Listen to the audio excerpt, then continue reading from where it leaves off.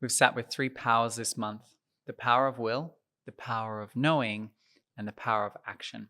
But there's a fourth Śakti that the tradition reveres above all three. And it's not a power, it's a presence. Shri, the auspicious, the luminous goddess herself. The texts describe her as something that you make room for. By living rightly, auspiciousness arrives all on its own. This is Shri.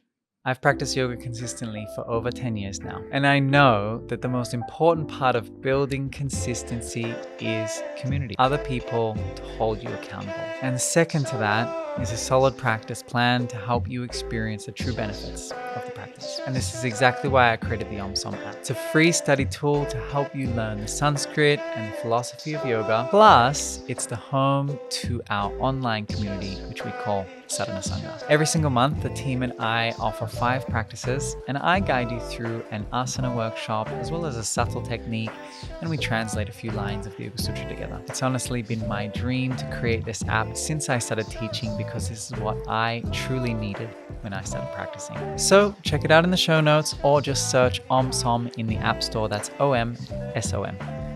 Now, back to the episode. Namaste.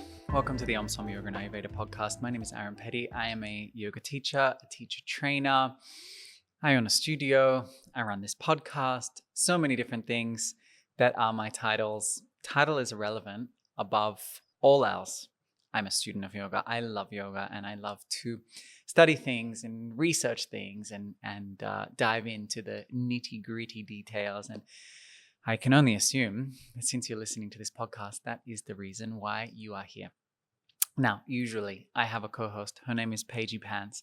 But today, Paigey's not with me. She's been a little bit sick recently. Actually, she's been very sick since we got back from Sri Lanka. So today's a solo episode so that we can keep this show on the road. Send some love to Paigey in the comments. I'm sure that she would love to hear from you all. Now, today, we are unpacking the core of the tradition that we come from.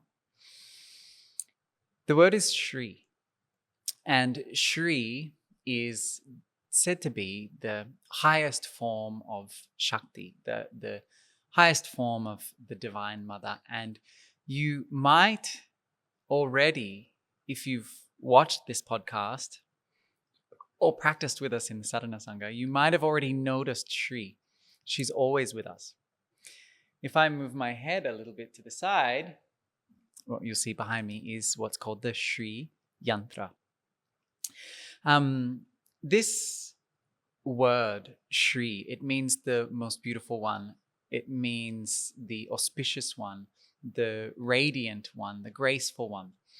It's one of the oldest names for the divine feminine. And over the past month, we've sat with the 3 Shaktis from Kashmir Shaivism. I wanted to offer a little bit of a different idea of Śakti in this final episode of the month. And that is to say that there are other streams of Tantra that don't worship Shiva, but they worship Śakti. And one of those traditions is this tradition, which is called Sri Vidya. And this entire tradition is oriented towards the worship of and the invitation of Shri into our lives and into our homes. Shri is the beauty in the world, the beauty of the world. You know, you think about what's beautiful in the world. You watch the sun rising or the sun setting. You watch the springtime when the flowers are blooming. Any moment of beauty, that moment where you are in the world and all of a sudden you open your eyes and you're like, wow, that is beauty. That is awe-inspiring. You know, these are the moments that make life worth living. Those moments are the expression of Shri. It's a very tantric approach because it asks us to appreciate our life. Why is that a tantric approach? Because it's the opposite to the approach of classical yoga. Classical yoga's approach is turn away from the world, go inwards, and recognize the seer. Tantra's approach is the opposite. Use the world as a vehicle for awakening. And when we bring this concept of Shri into that process, we have a word to describe the recognition of beauty and radiance and grace in our lives. So, one other really vital part before I get into the story is just to know that this goddess Shri is commonly related with the goddess called Lakshmi. Shri is the name that was given to Lakshmi before she was called Lakshmi. Now, there is a story which I reference quite often on this podcast, which is called the Samantan Mudra, which is Samudra Mantan, which is the churning of the ocean of milk. And in this story, the Devas and the Asuras, the gods and the demons, come together and they wrap this big snake around the mountain. They drop it into this ocean made from milk, and they start to use this mountain and the snake to churn the ocean. And once they start to churn the ocean, these gifts start to appear. And one of the things that appears out of the ocean is Lakshmi. But Lakshmi wasn't the first to rise out of the ocean. Actually, her older sister came first, and her name is Alakshmi. And Alakshmi means not Lakshmi. And so these sisters are said to be inseparable. And they divide the homes of people between themselves in a very specific way. And they follow a very specific rule.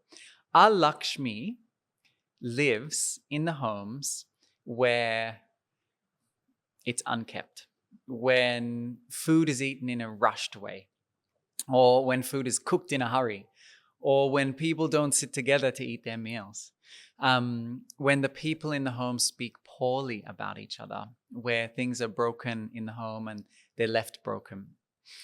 In that kind of home, it is said that Alakshmi is to live. And then Lakshmi is said to live in the homes where there is care, where at the sunrise a lamp is lit, where the meals are cooked slowly with presence and with love, where the food is eaten at the table and together, where the people in the house take care of the house, they clean the house, and they look after each other and they speak kindly to each other.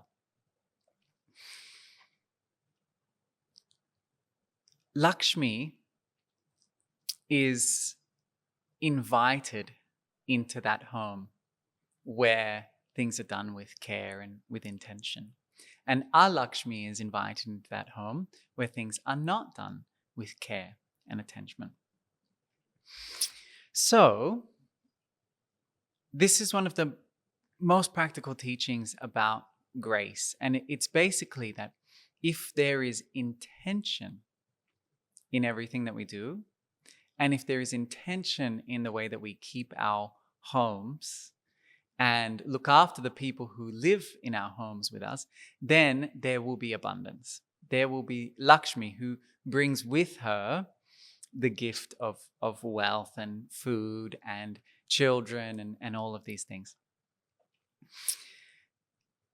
Oftentimes, it is thought that it is the wealth that invites Lakshmi in, but it's the opposite. Lakshmi can only come into the home, or Shri can only come into the home when the preparations have been made for her to enter. And it is Alakshmi, her sister, who takes care of the homes that are in disrepair. Okay, so what does this mean for us? If the house is worth living in, then everything will be taken care of. That's the basic teaching. And this comes back to what's called Vastu, which is a really important part of the Vedic tradition. It's architecture. It's the way that you build your home. It's the way that you place things inside of your home. Depending on the directions, it's very similar to, what is it called? It's the Chinese one, and it's called Feng Shui. It's very similar to Feng Shui. But that's the basic idea, that Shri comes into the homes when there is intention for Shri to come into the homes. Now, what does this mean for us as yoga practitioners? It means that it's not just our practice that invites this abundance in.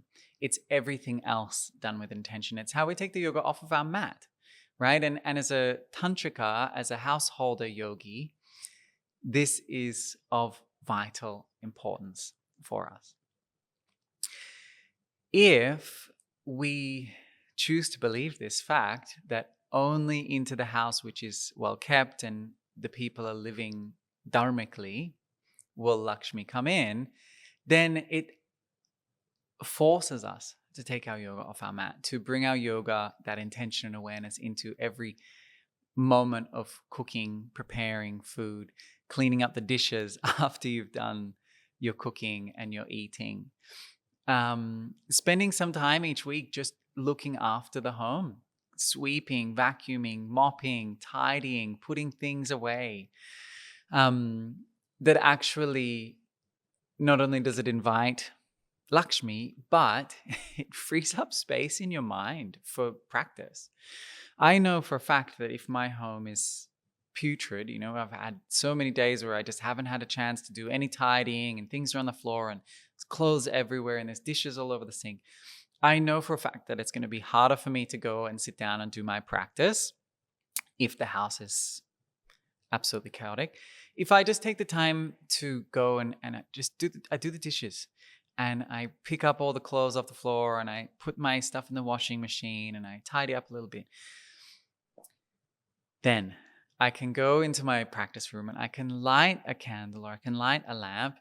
I can sit down for my practice knowing that there's nothing that needs to be done. I can actually drop in, find more rest from my practice, find more nourishment from my practice, take more of that nurturance out of my practice, because I've created conditions for Shri to arrive. It's very common to make an altar. You can kind of see the altar behind me, and we've got the Shri yantra on the altar. It's very common for then people to place on that altar a bowl of water and a bowl of rice, as if we were inviting Shri into the home as a guest. So oftentimes we think about Shakti, we think about power, and this is kind of where I want to make a distinction for you here. This Shakti, this power, is not a power that you have to cultivate, and it's not a power that you can wield. But instead, when we're talking about Shri, we're talking about a power that you are inviting into your home. It's a presence to receive.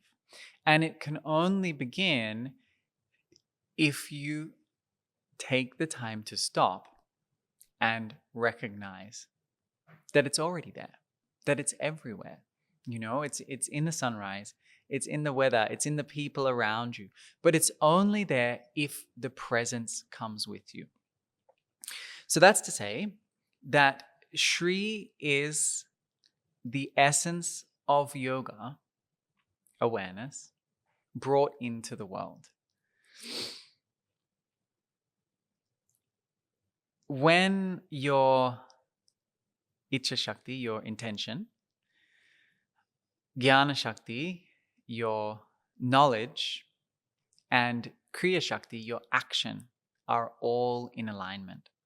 When your intention is to create this life of abundance, of presence, when the knowledge is there to pair with that intention, and when the actions are being done to cultivate that for yourself, only then can Shri arise. There is no practice that produces Shri Shakti in the tradition. There is only practices that are done to invite Shri into the home. Oftentimes there is the invocation of the Shri Yantra, which you can see behind me. It's a series of squares and triangles leading to a Bindu point. And it is known as the most sacred of the yantras, or the most powerful of the yantras. That practice can be done. There are different practices to worship the Shri Yantra, and then also to start to install the Shri Yantra as an internal object for meditation. But many of those practices are very tightly kept. They're kind of those tantric practices which are not open to the public. And so instead, the texts describe a way of living which invites Shri into your home. That you actually don't need to do anything yoga-wise. You don't have to do any specific meditations or mantras or pranayama techniques or anything like that to cultivate this power. All you need to do is align your intention with your actions and then invite her into your life. To open yourself to the possibility that there could be beauty in every single moment. And the practice of Shri Vidya is the Vidya, the remembrance of Shri, the most beautiful one in every moment. That is the most essential tantric practice. Above all else, is to, not just while you're practicing yoga, but in every other moment, try and recognize that the beauty is there. Okay, so there is a text which is called, or a mantra. It comes from the Rig Veda and is called the Shri Suktam. In this Shri Suktam, it's 15 verses, and each of these verses is the practitioner, whoever's chanting the mantra, calling for Shri to come into their life, to come into their home. The first verse calls her Hiranya Varnam, which means the one who is golden. And then it asks her to come to make a home with the one who is chanting, to come into their home and to bring with her cows and gold and horses and children and all of these qualities that speak to material abundance. I think it's a really interesting text because it kind of asks that there be no animosity in the house. There may no hatred. There's no fighting. That everyone is harmonious and happy in the home. It's a mantra which just simply asks for the home to be nourishing. And I think for so many of us, our home is kind of somewhere that we go to have a quick nap between going to work and going out socializing and doing this and that. That actually, in this tradition, the home is a sacred place, just as sacred as the temple. In India, there's this practice of guest as God, treating any guest that comes into your home as God, and therefore making sure that your home is always prepared for that guest to arrive. And not only that, but your home then becomes a place of nourishment. Your home becomes a place where you can also go to rest and replenish and to be cared for by the energy of that space.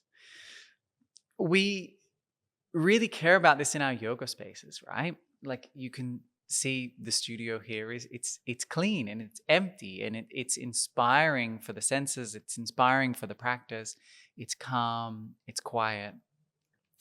But so often we don't really look at our home in the same place. Once you start to really develop and refine your yoga practice, it becomes a home yoga practice. It becomes your yoga practice. And if you're doing your yoga practice in your home, then you should be treating your home like a temple so that it nourishes you in that way. Now, the final little piece of this Shri Suktam is this central teaching that Shri is not far away, and that actually the only thing that you need to do to call Shri in is to just recognize her presence in everyday life.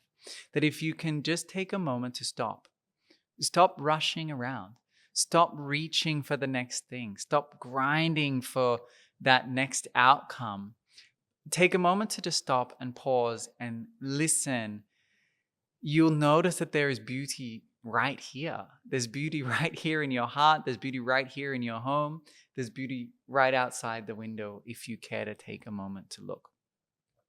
It's a beautiful text, one that I have been chanting for a little while, maybe 6 months or so. I've been chanting it every day. It's a wonderful practice. Perhaps, if you're lucky, next year, I'll do a course on it. Okay, next one. The next one is called the Lalita Sahasranama. It's 1,000 names of the goddess who is called Lalita. And each name is a meditation on a different aspect of the divine goddess.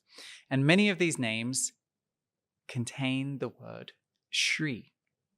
One of those names is Shri Vidya. This text as well, Lalita Sahasranama, is one of the main texts used and associated with this goddess called Shri. The next one is called Saundarya Lahiri. This is one of my favorite Sanskrit tantric texts of all time. And in the first verse, it says, Shiva Shaktya Yukto Yadi Bhavati Shakta Prabhavitum. It means Shiva, joined with Shakti, only when joined with Shakti, becomes capable of manifestation. That is to say that without this Shakti, without this Shri, without this, we could call it feminine energy, without this Shakti, Shiva, who is consciousness, can't even stir. Shiva does not leave the void without Shakti. And that's to say, Shiva is Shava without Shakti. The body is a corpse unless there is Shakti, unless there is life flowing through it. That body, which we are all gifted, which is designed to carry consciousness through the world, it cannot move without Shakti, without that spark of life. It goes on to give a whole bunch of different meditations on the forms of this Shakti. Okay. In the Kashmir Shaivism, we've been looking at this text which is called the Pratya Vijnana. And in this text, it says that Shri is the integrating principle of the three Shaktis that we explored in the previous 3 episodes, icchā, jñāna, and kriyā Shakti. It's the integrating principle. And that means that none of these things can happen without beauty, without auspiciousness, without goodness. Not even the creation of the universe can happen unless that presence and goodness is there. The foundational quality of the universe is Shri. The foundational quality of the universe is beauty, radiance. And all we need to do to invite that divine goddess into our lives is to recognize her. I think it's so common that people will kind of get lost in apathy, right? Oh, the world, and especially in this time, the world is so heavy. There's so many things, and we're exposed to so many things via social media, right? There's this war happening here, and there's this famine happening here, and there's these fires happening here, and all of these terrible, terrible things. And I think it can be so easy to just get lost in that, and then to just turn away from the Shri. But if there's no one looking for the Shri, how is there ever going to be a vision for a brighter future? The practice, my friends, is to recognize the beauty. The practice is to recognize the beauty. We have to seek that out. Even if it's just the tiniest moments, You know, that first moment where you sip your tea or take a bite from a nice nourishing meal. The moment where you lay down and finally get to rest at the end of the day. The moment where the sun peeks through the window in the morning, or it pokes over the horizon and you get to see that beautiful golden light. A new leaf on your houseplant, or just celebrating someone who you really love. Those are the moments when Shri is present, right? And we have to continue to remember that. That's the Shri Vidya. Okay. Now, what they say is, in the Ayurvedic tradition, that when Shri disappears, the Ojas disappears. Ojas is a key concept in Ayurveda. Ojas is the word that's used for vitality, for vigor, for the strength, for the immunity. And it is said that Shri governs this Ojas. And so where Ojas is strong, Shri is present. And when Ojas is depleted, Shri withdraws. Now, in Ayurveda, what they say is that we deplete our Ojas through overworking without taking the time to recover, suppressing our emotions, talking too much, isolating ourselves, losing meaning in our lives. And we build Ojas through eating nourishing food with attention, through adequate, regular sleep, through loving relationships, through our spiritual practice, not when it's being done excessively, but when it's being done in a nurturing way, spending time outdoors, fixing our digestion, eating foods which have this Ojas building quality, specifically things like ghee and honey and dates and good quality dairy, and actually come into contact with things that are beautiful. And this is one of the key teachings of Ayurveda, is that when there is no Ojas, it invites disease into your body, right? And we could call the body our home. And so in the same way, we invite Shri into our home, and Shri comes in and she fortifies our home. She strengthens our body. She strengthens our immunity. She strengthens our vitality, and she gives us that zest for life. But we have to remember her. There are so many beautiful practices in Ayurveda that can help us to come back into presence. Some simple things that are kind of coming up for me right now is just to take time when you eat, to stop. Don't scroll. Don't talk. Don't be up and don't eat and drive. Sit down, have a warm cooked meal, and eat it with full presence. Enjoy every bite. Enjoy the flavors. Enjoy the aromas. Enjoy the process. If you can eat in that way, like, it's such a simple thing to do, just take pause to eat and it will be digested into you. It will turn into nourishment inside of you. One simple way. The second thing I would say is like abhyanga. Sit down, take the time to warm up some good quality organic sesame oil or some kind of other abhyanga oil. Warm it up and then lather yourself slowly in it and feel your own nourishing touch. Feel the oil soaking into the skin, nourishing the skin, and allow the effect of that practice to be restfulness, right? If you can just do those two things, eat with intention and a little bit of self-massage to drop into a space of rest, there will be a huge increase in Ojas and Shri in your life. Now, practically, simple things like keep your home clean, do the dishes after you've cooked. Once you get home, don't throw your clothes on the floor. Put them away, put them in the washing basket, or put them back in your drawers or your cupboards. One day a week, just set aside some time for a refresh of your home. Any old incense, ashes, clean them off of your altar. Any spent candles, put them away, throw them in the bin, right? Clean the floors, sweep the floors, make everything feel beautiful again for the start of your week. and your week will feel more nourishing for you. I guarantee it. In your practice, instead of pushing and pushing and pushing and pushing, try and take some time to enjoy the things that you are proficient in your practice. Sense the sweetness in your practice. When you move with intention. When you breathe with intention. Don't come to your yoga mat to punish yourself. Come to your yoga mat to nourish yourself. That is how you invite Shri into your life.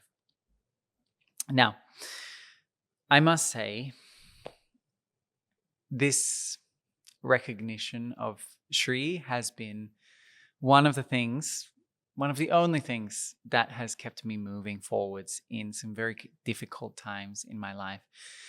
And it's why we keep the Shri Yantra in the room here. It's why I keep the Shri Yantra on my altar at home. Every time I see that yantra, it reminds me to stop. And it reminds me to come back to presence. And it reminds me to seek out the beauty in life. And I think for so many of us, if there's one thing that our yoga practice can give us, is this simple shift towards recognizing the beauty. And in our tradition, that is the path that leads to the divine and the inner experience of yoga. So I would love to hear from you in the comments. Let me know, where is Shri already present in your life? Where, if you just take a moment to look up from your screen, where can you notice the beauty right now? Is there something right in front of you that is just begging for your appreciation and your undivided attention? Right? Is it the family member in your home with you? Is it the view out the window? Is there something? Because there is always something, even if it's just the sweet sensation of the breath at the back of the throat. Leave me a comment. Let me know, where is Shri present for you right now? And take the time this week, for the love of God, for the love of Shri, to recognize the beauty in your life. Hari Om. Thank you for listening, and I'll see you next week.